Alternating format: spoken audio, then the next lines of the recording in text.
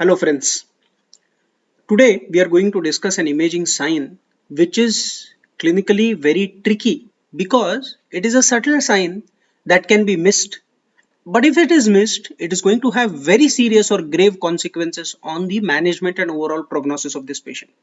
So let us have a look. A 40-year-old male patient presents with fever and headache.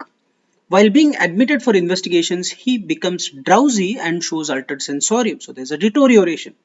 A contrast enhanced CT was done and is revealed here. What is the most likely diagnosis? Now, before we go to this particular image, look at the options that we are looking at: an ischemic infarct, hypertensive hemorrhage, tuberculoma, venous sinus thrombosis. Let us see, even before we go to this particular image for its interpretation, can we actually look at the clinical history and try and rule out a few options? Is it possible?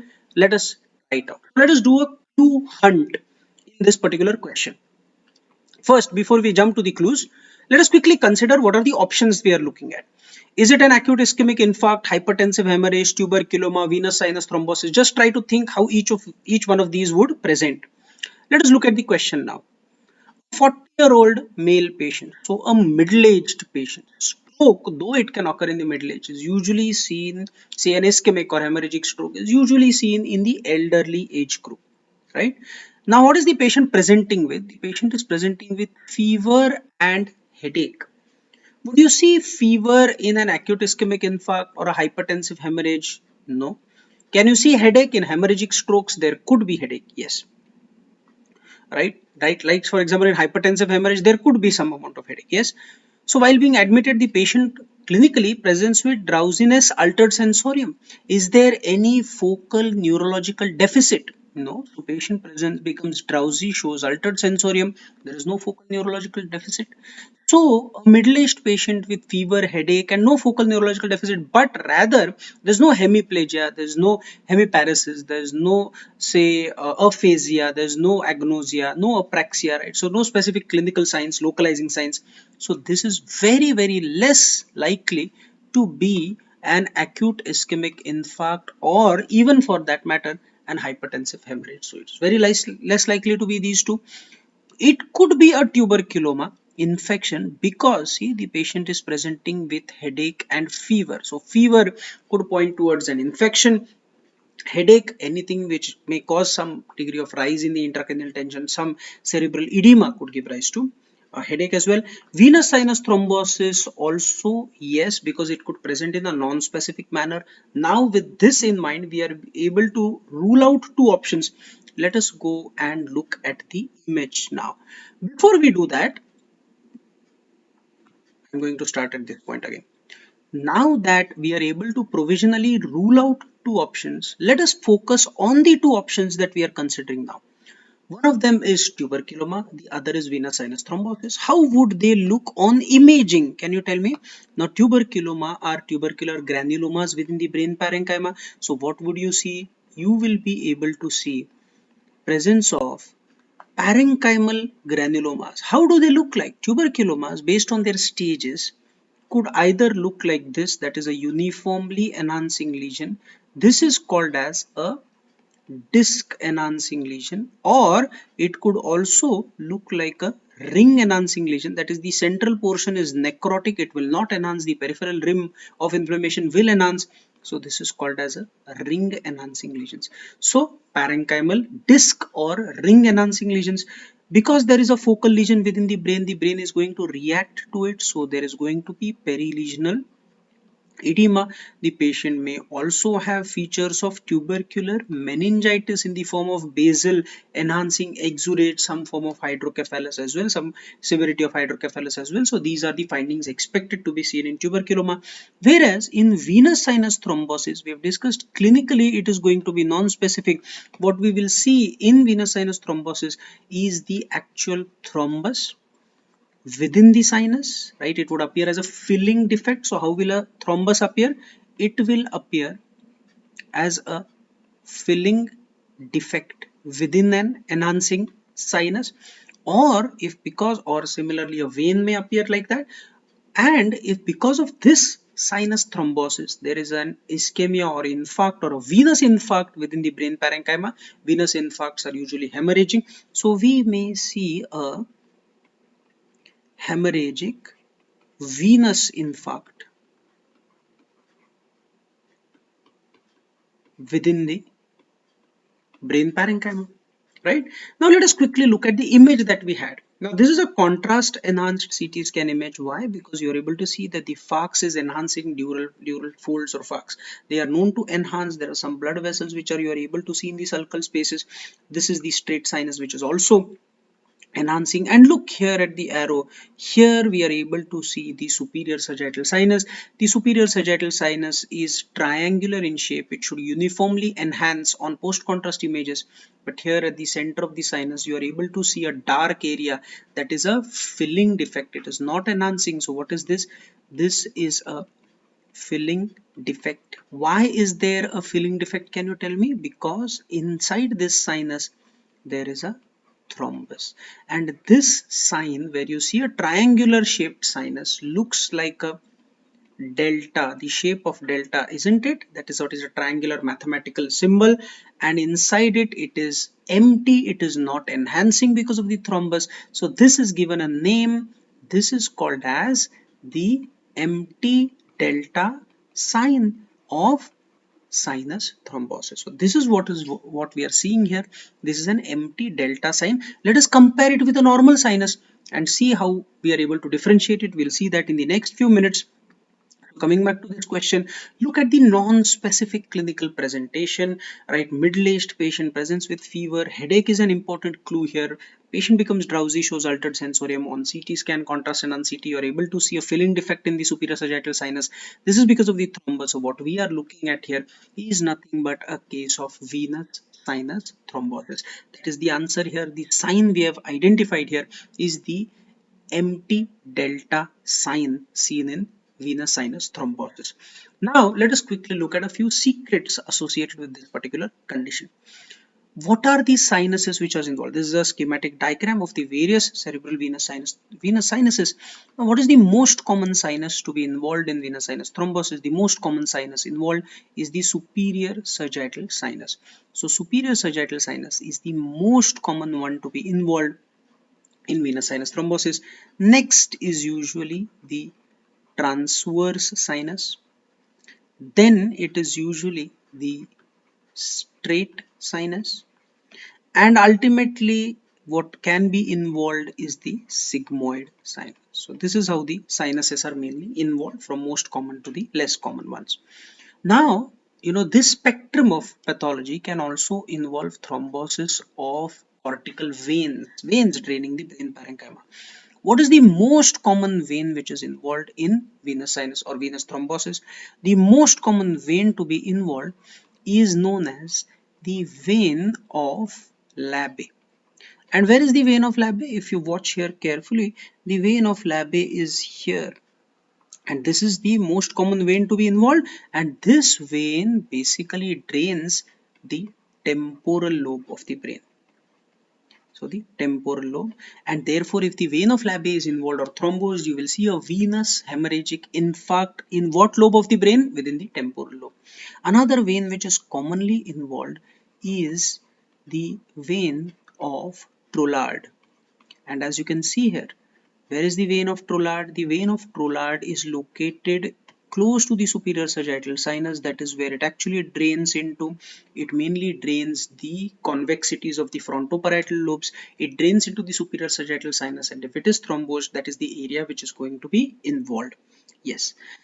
Now, how to diagnose this particular condition? I said this particular condition at the outset, I said it is very tricky because it presents with non-specific clinical symptoms. So basically there could be three clues, based on which we could diagnose such a condition. One are the clinical features. But I said the clinical features are very, very non-specific. right? We know that when a patient usually presents with hemiplegia, hemiparesis, we are looking either at an ischemic stroke or a hemorrhagic stroke, right? But in venous sinus thrombosis, the patient presents with non-specific clinical symptoms like fever, headache, right, with altered sensorium, drowsiness, not specifically localizing signs, and therefore the clinical features are non-specific. Imaging wise, there could either be certain direct signs. What are these direct signs? These are the signs when we are trying to visualize the actual thrombus within the veins or within the sinuses. When you're trying to look at the thrombus itself, these are the direct imaging signs. If you try to look at the changes that might occur in the brain as a result of the thrombus within the veins or sinuses, these are called indirect clues. These indirect clues basically involve visualizing the venous infarcts within the brain parenchyma. Right now, let us quickly have a look at the various direct and important indirect findings.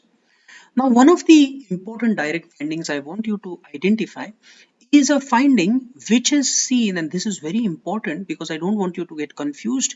This is seen on non-contrast CT.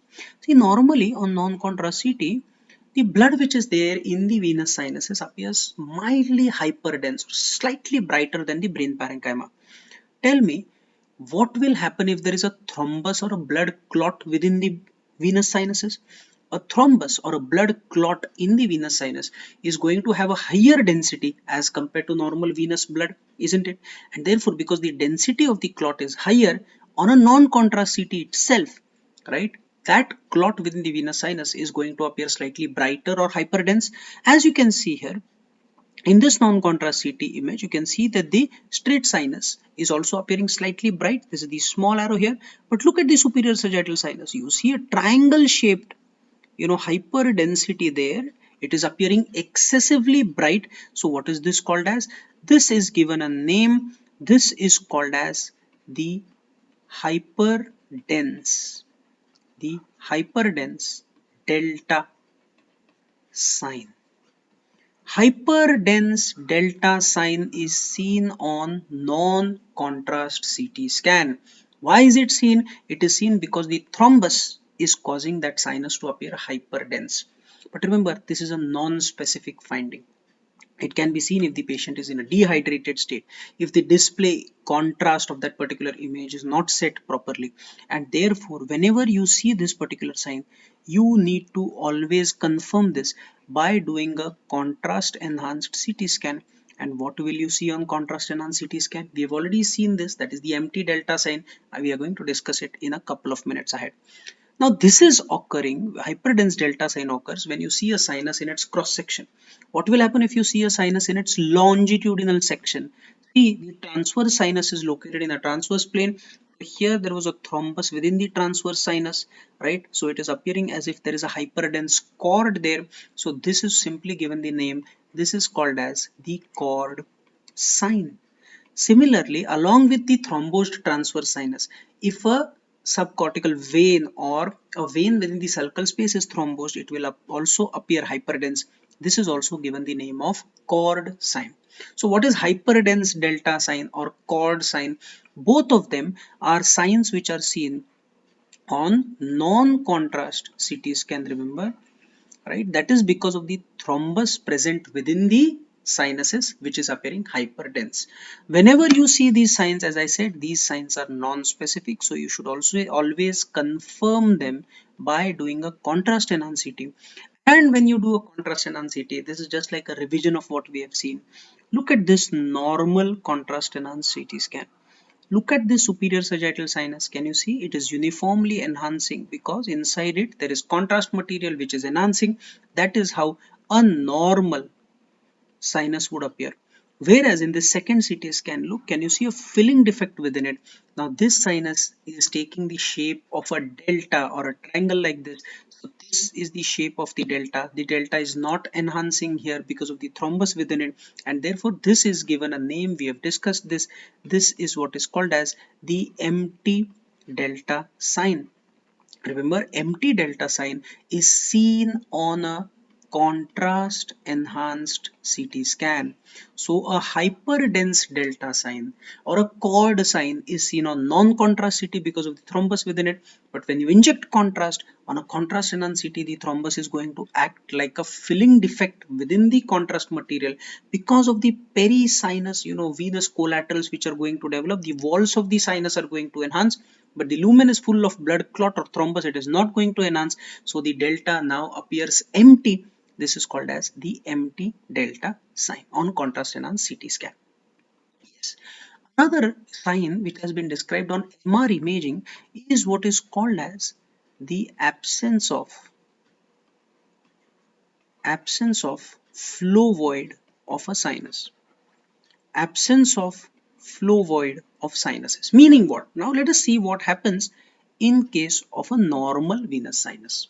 See, in MRI, at one point an excitation pulse is applied, energy is given to a particular tissue, and after some time, that is a timing of few milliseconds, the image is acquired. This is called as the readout phase. So what is E is excitation, R is readout, and there is a difference of a few milliseconds between them.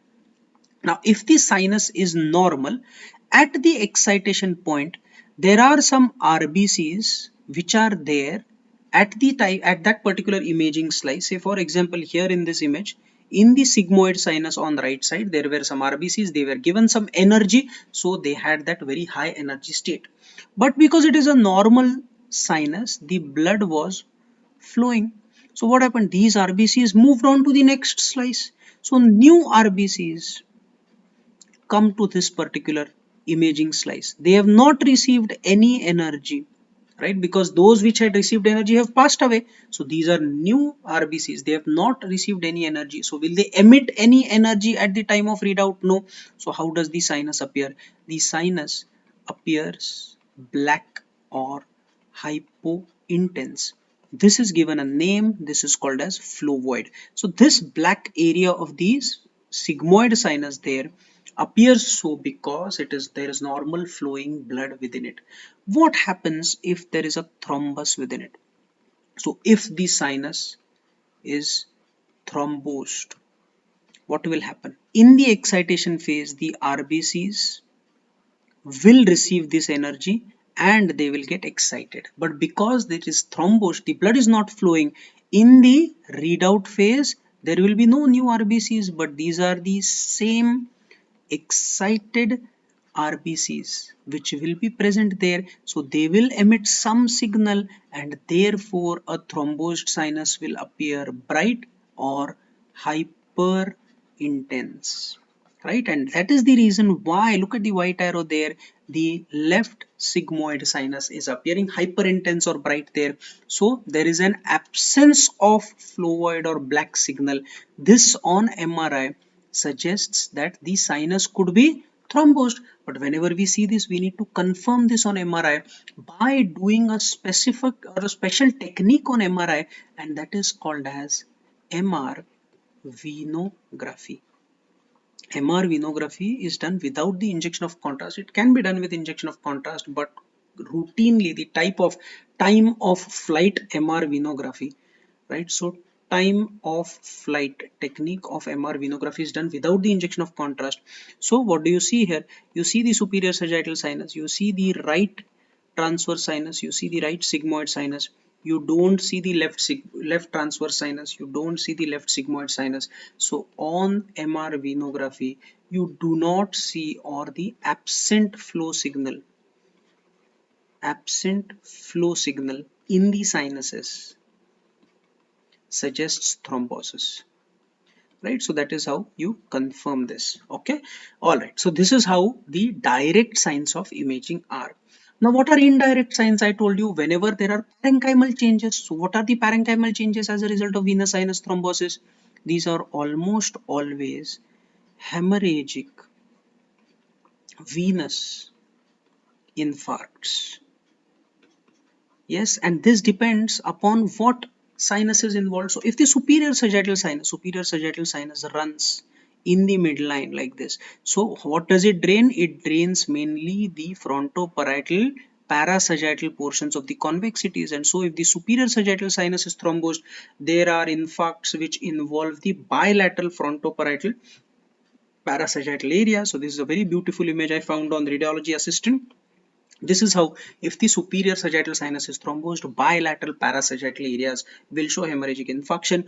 If there is a thrombosis of the vein of Labbé, we discussed that the vein of Labbé drains the temporal lobes, isn't it? Drains the temporal lobes. So you will see a hemorrhagic infarct involving the temporal lobe on that side. If there is a thrombosis of the internal cerebral veins, bilateral basal ganglia areas just on either sides of the third ventricles, they are going to show hemorrhagic venous infarction.